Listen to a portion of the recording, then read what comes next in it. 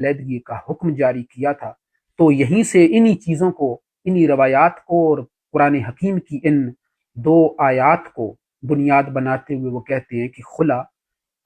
کا اختیار عدالت کے پاس ہے، اور عدالت خلا کی بنیاد پہ نکاح کو ختم کر سکتی ہے۔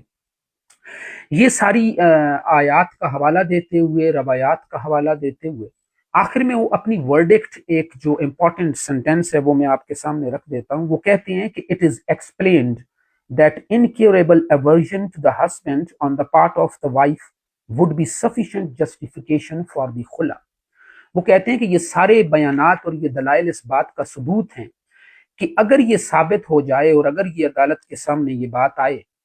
کہ عورت اپنے مرد سے ناقابل اصلاح نفرت کرتی ہے، تو یہ جواز کافی ہوگا عدالت کے لیے کہ وہ خلا کی ڈکری جاری کر دے۔ تو یہ وہ سپریم کورٹ کا فیصلہ تھا جسے ہم نے مختصراً اس کی امپورٹنٹ جو پوائنٹس تھے اور امپورٹنٹ آسپیکٹس تھے اس ڈیسیجن کے، وہ ہم نے آپ کے سامنے رکھے۔ یہ 1967 میں فیصلہ دیا گیا تھا۔ اس کو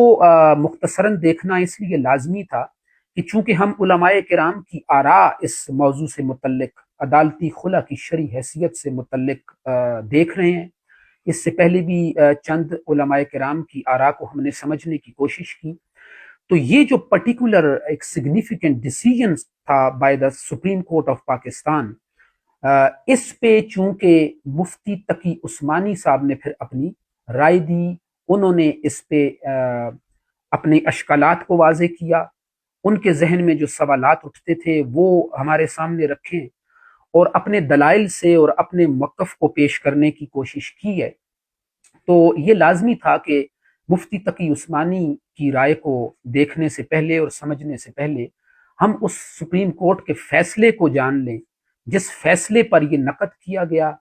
اور جس فیصلے پر یہ سوالات اٹھائے گئے، اور جس فیصلے پر تبصرہ کرتے ہوئے مفتی تقی عثمانی نے اپنی ایک تفصیلی رائے پیش کی ہے۔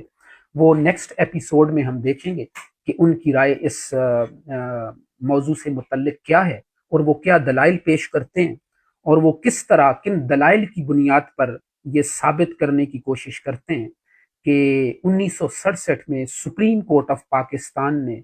جو خلا سے متعلق فیصلہ کرتے ہوئے یہ اصول دیا تھا